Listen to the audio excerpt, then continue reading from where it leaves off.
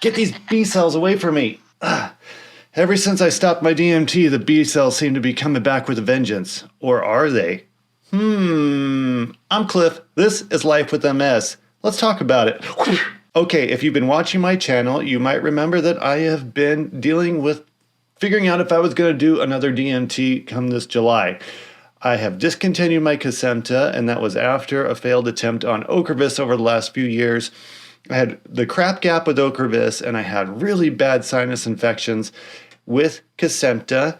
And, well, I stopped that about 2 months ago, and I have until about June or July to decide what I'm going to do next when I meet with my neurologist. And I have to tell you, I've been doing my homework, and I feel like I'm playing with fire with this one.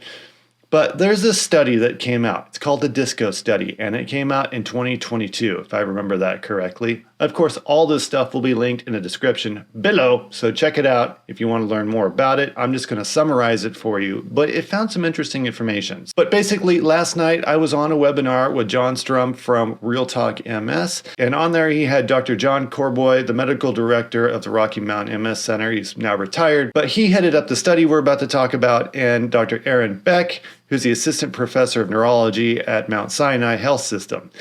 And when they were talking about this study, it was captivating because I had heard about it, but I had never heard about it in depth, and especially from the people that actually put it on.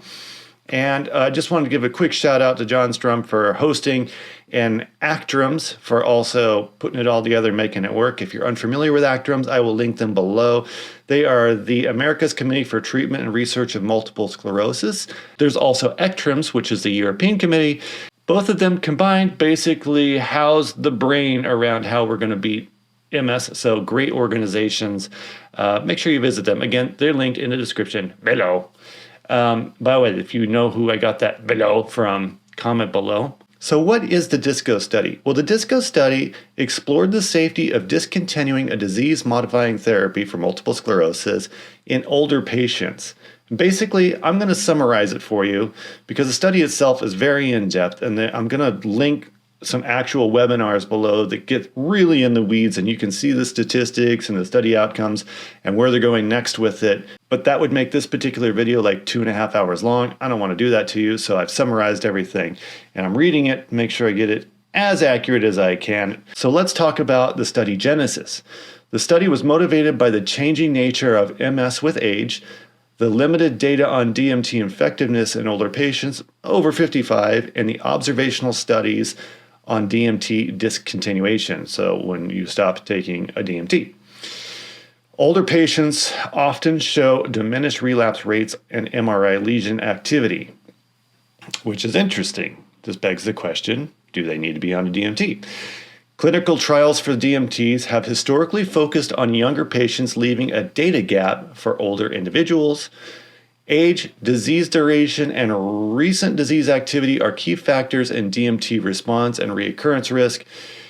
The risk-benefit ratio of DMTs may shift with age due to increased risks of infections and cancers. Now, what is the study question? The study aimed to determine if discontinuing a DMT in the MS patient age 55 and older who have been stable for several years is safe. Specifically, it assessed if discontinuing the DMT resulted in outcomes inferior to continuing it. So, was it better or worse to stop the DMT? Let's just get into the study results and conclusions.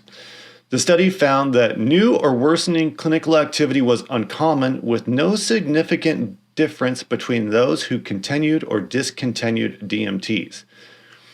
Relapses were especially rare. There was a possible slight increase in MRI lesions in the discontinuation group, but these were mostly just 1 or 2 lesions. Gadolinium enhancing lesions were only found in the discontinuing group. The gadolinium is the contrast they put in your arm to see active lesions when they stick you in the MRI. And discontinuing the DMT appears to pose a low risk for stable patients over 55. So what were the study limitations? Well, the study population was predominantly white, 90%, and female, 83%. All participants were from the United States. The follow-up period was relatively short, about 22 months. A majority of the participants were on older MS drugs, and of course this was 2022. The pandemic data collection really kind of threw a bunch of challenges at the study team that they had to maneuver around. And last but not least, there was a lack of brain volume and biomarker data. And finally, the study showed that basically decisions to stop the DMT should be made on the individual basis with the individual and their doctors. In essence, the DISCO study provides valuable insight into the potential for safely discontinuing a DMT in older stable MS patients, while also highlighting the need for further research and individualized care. I have a couple of things about this study. Now, they really studied the brain, lesion activity, and also they took a lot of patient perspective information and threw that in the study.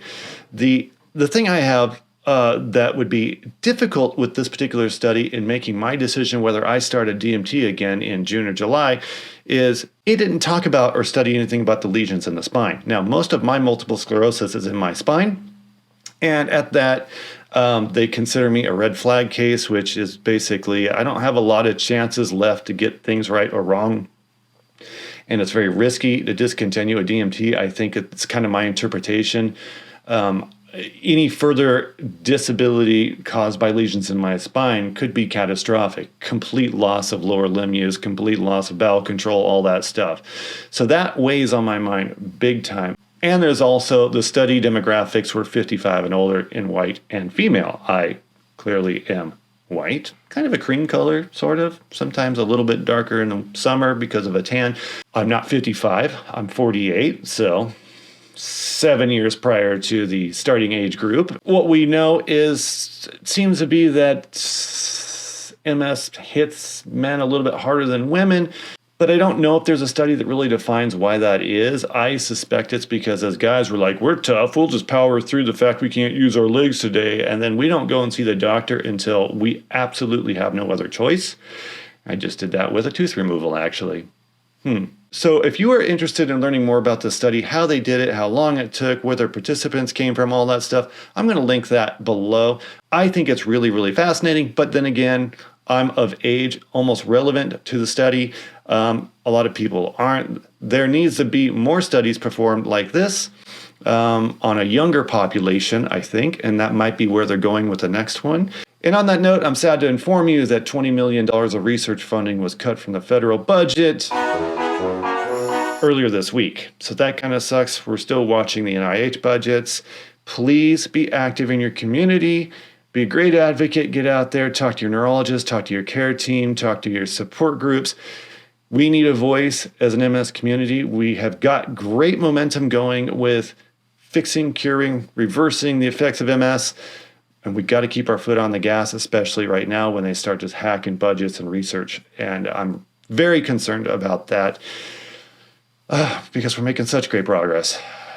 And so while this episode was a little out of scope of what I usually do on this YouTube channel, if you found it informational and entertaining, please comment below, let me know. I may incorporate more of this stuff in just to keep us all in the loop of what's going on with new developments with multiple sclerosis and funding and all that stuff. I know Real Talk does that really, really well. John does a great job, and so does Kristen Ozug and the MS Society. So I don't want to double up information, but when I see something that's very relevant to what I'm talking about all the time, I think it's time I talk about it as well. Have a wonderful weekend. Please don't forget to like, subscribe, and share. And my name is Cliff. This is Life with MS, and until next time, I'm out.